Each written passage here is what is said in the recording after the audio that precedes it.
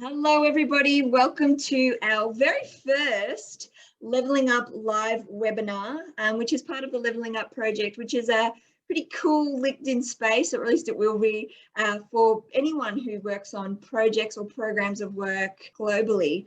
And I'm very, very excited to have the wonderful Sandra Salvitti on the line today for our first webinar. I have had the absolute pleasure of working with Sandra before, and I tell everyone that everything good I do in projects world, I learnt from Sandra. So she is the guru. Everything bad did not come from you, Sandra, just all the good parts. But yes, as far as I'm concerned, Sandra the guru and the best person I could think of to kick off our webinar series. So welcome, Sandra. Thank you, Jasmine, and thank you for that introduction. I'm very overwhelmed to actually be doing this with you, but thank you for inviting me along and asking me to be your first person to have the webinar with. So I'm very honoured and excited. You are most welcome. We do have some questions. It's going to be, I guess, 25 minutes of power. So I want to get through them because I want to tap into as much knowledge as we can from you. Now, the first question I've got for you, of course, I know you've worked on a ton of stuff at some of the biggest organisations in Australia, but is there a project or a program that you've worked on over your career that just really stood out to you as, you know, one of the best projects or programs you've ever worked on? Yeah, look, great question, because I have worked on quite a number, large, small, different types, different industries. But the one thing I will say, a lot of the problems that you share in a project are very similar throughout.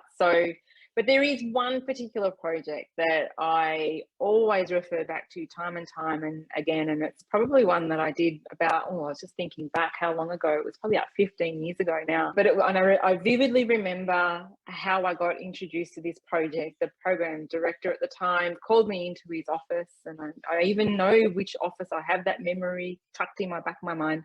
Walked into his office, sat down, and he just pushed this big contract in front of me and said, I need you to help me deliver this. I'm just going, right, okay. You know, it's about 150 pages of information, a contract that this company had just won. And I just said, okay, great. Thanks for asking. And I'd love to, but what are we doing? And he said, well, I need you to project manage the delivery of this new road and the operational and billing marketing component of it up in New South Wales, but I know that you'll get there, and I need you to just plan it out.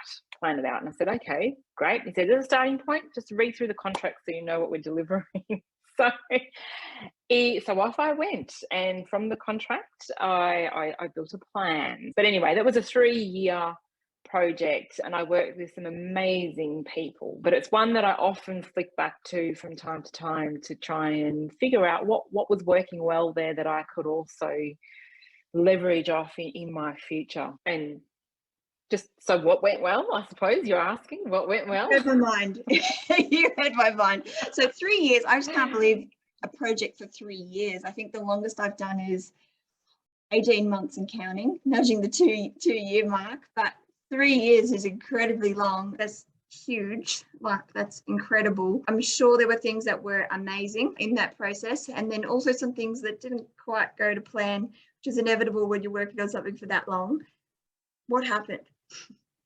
Well, okay, so what went well? First and foremost, I think it was the people. So we had 9 key resources in this project, and we were all experts in our field. So we had marketing expert, we had a billing and operations expert, finance expert, project management expert for all things, and we had some designated business analysts as well. And the team were able to focus on an outcome because it was very clear in black and white what we were there to deliver. So we had great clarity on what we were there to deliver. We had a good team with the right skill set, and we all respected each of our trades. Yes, we had questions, or we were curious about, how certain things worked in the marketing space if we didn't have that marketing background, as an example. But we spent time with each other to really respect what the other trade were bringing to the table. And I think that's really important, because only in spending time together can you then really understand what that person brings to the table, because everyone brings something different to a project. But we do need elements of that success to make an overall project successful. So people, and the right people who are you know, the goers, you know, the people who are on the ground doing the work. And I know, you know, it was 15 years ago that I did this project, but in hindsight, it was probably one of the earliest that I can remember, almost like a quasi-agile squad, right?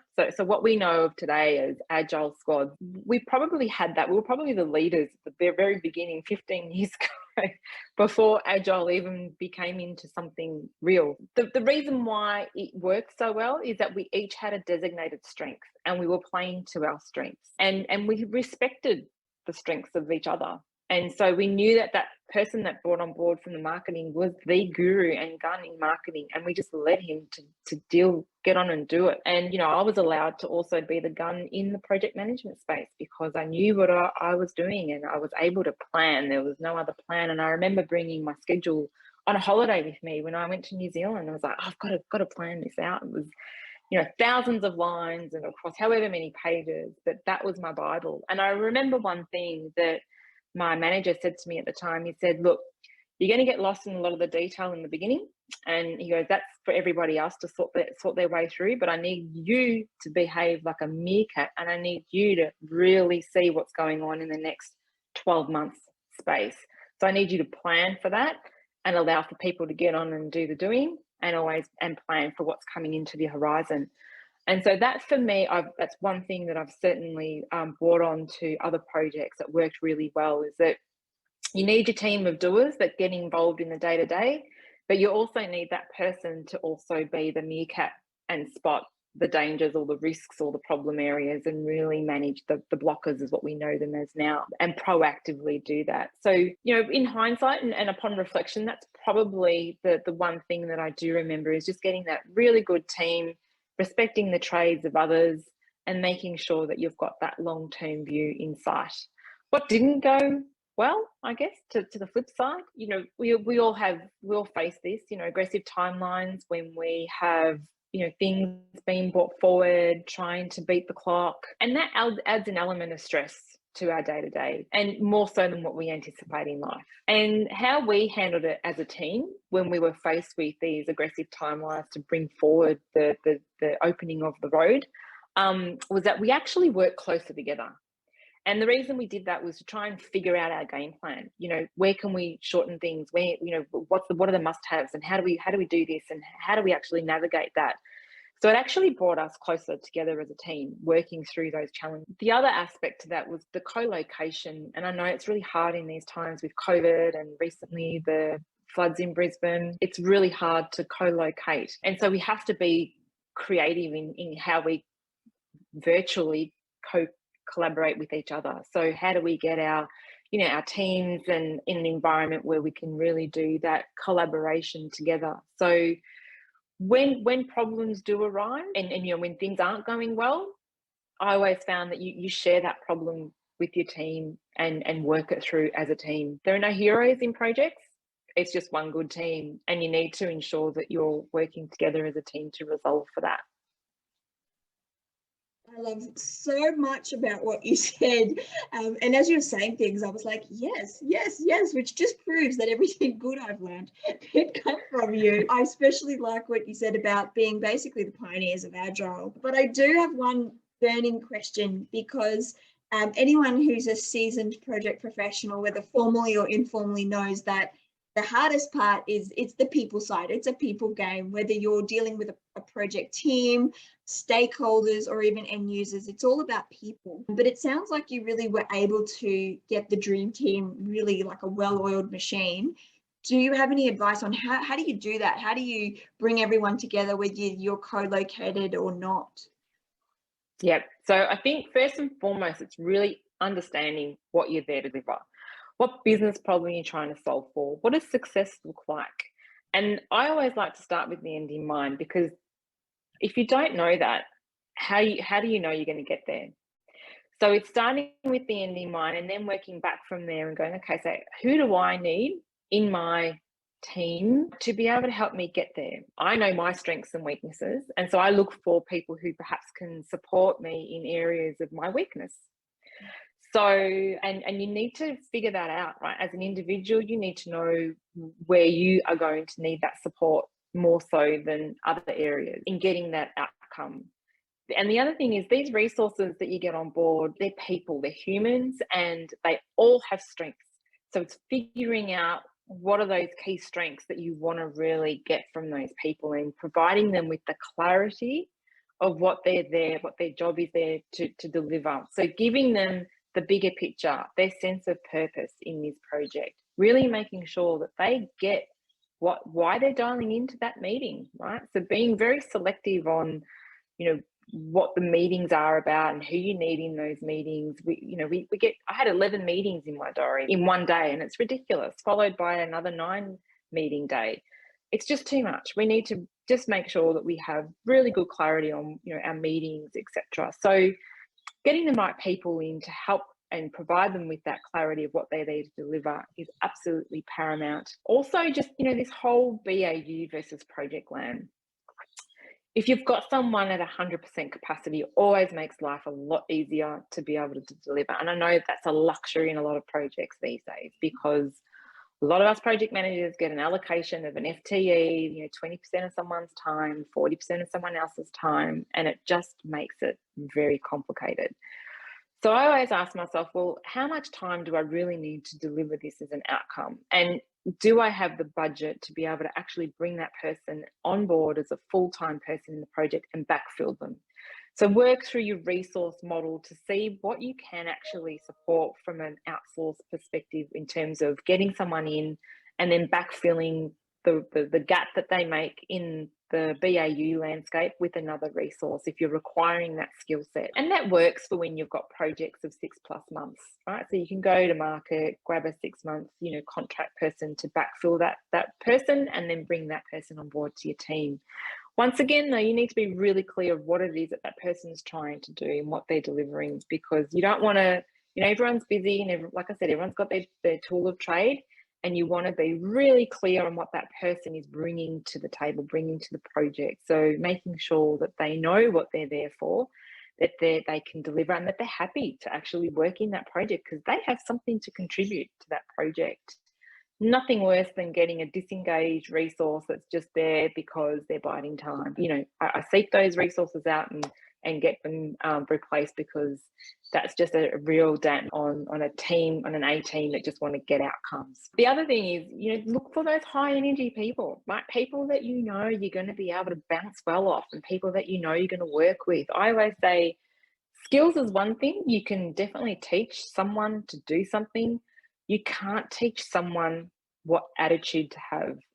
Attitude is an innate capability, and that's the one thing that I look forward to in people the most is, when you're working through their interviews and you can see what they've done in their resume, you can, get their reviews and, the reference checks, etc. But asking them questions that really bring out their attitude to things, well, that's a different kettle of fish, because in difficult times, you want people with the right attitude, the right approach, the can-doers of the world to work through difficult challenges. And Project Land is all about problem solving, and you want those positive people to work through those problems. So it's really been, just summarising all of that, Jasmine, because I know it's probably a lot there, but really being clear on your outcomes, getting the people that are at being able to deliver to their successful areas and delivering to their strengths, and getting the right people with the attitude. So, a few techniques, questioning techniques, etc. And, if you've got some experience with people, you will generally know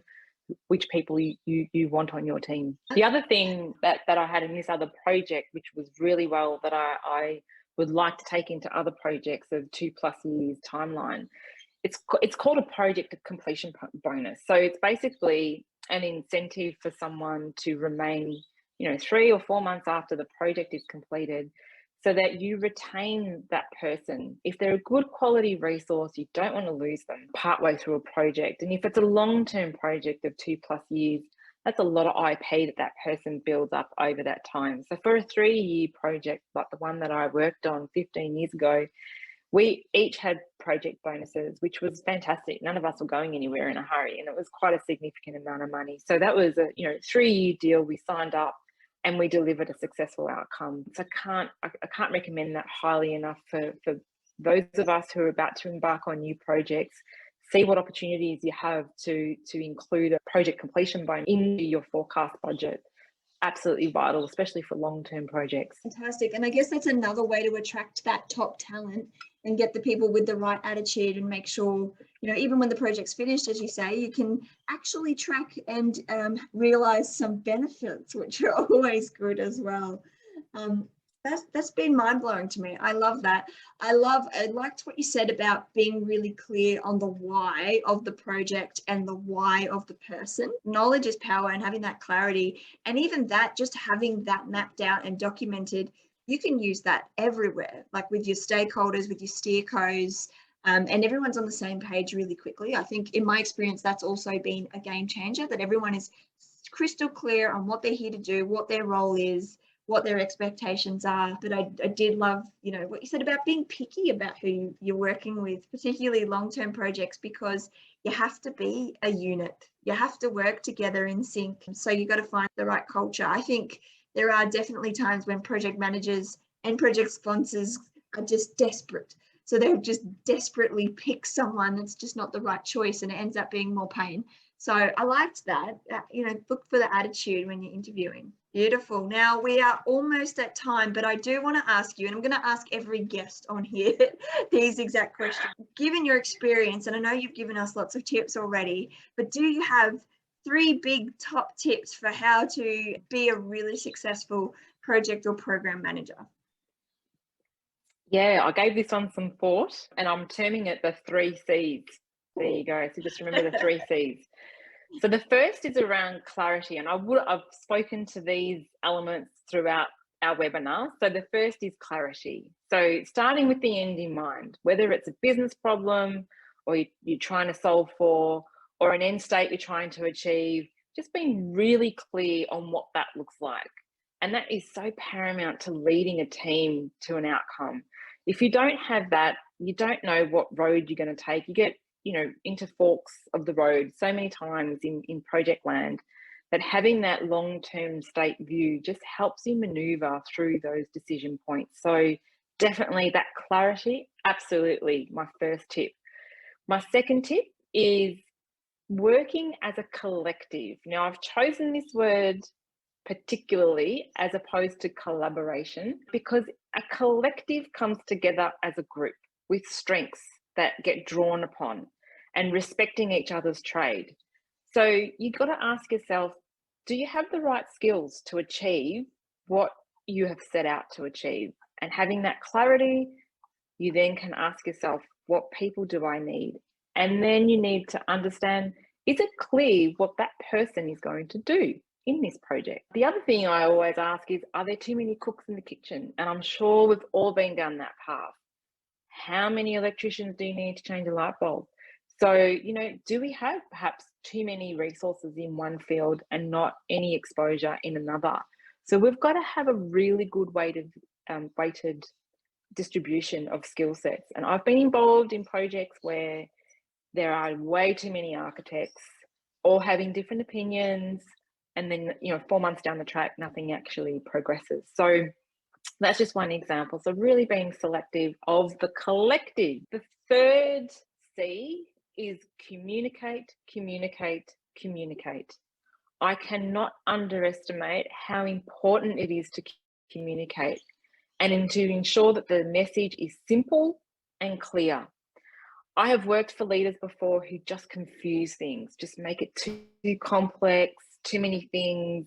The human brain can only remember a limited amount of information. So let's just make it simple for people to understand what it is we're there to deliver, what the problem is, and how we're going to deliver it. So we need that clarity of mind. When communicating, it's particularly important to ensure that you target the audience that you're communicating to, and you make sure that you've got the right information and the key messages for that audience in digestible amounts, in different ways. Some people like to be spoken to, some people like to have a diagram, some people like words. But sending out the communications and saying the same message, I think it's say the same message 3 times before someone understands it, in different formats, particularly in different formats, because people digest information differently, is absolutely crucial. So the 3 C's, Jasmine: clarity, collective, and communication. I just love every part of that. I love that you summarized it for me, Sandra. Thank you. It was like a nice bow on our webinar. I know that there will be people in my team watching this right now going, it's going on the wall. We need that on the wall. That is excellent. Thank you so much for your time. I have once again been motivated and inspired to do better at project management. So I appreciate that. Hopefully those who are watching this back are having some similar thoughts. They may have some questions. You're very welcome to post them below. If you do have any questions for myself or Sandra, Sandra is part of the LVLing UP project group. But thank you so much, Sandra. You'll have to keep us posted with how you're going with all your 2022 projects. Yes, you're welcome, and thank you once again. And yes, please forward any questions that you may have from anyone around projects. But to all those fellow project managers and program managers out there, go well. I love it. What a good note to end on. Thanks, everybody, and thank you, Sandra.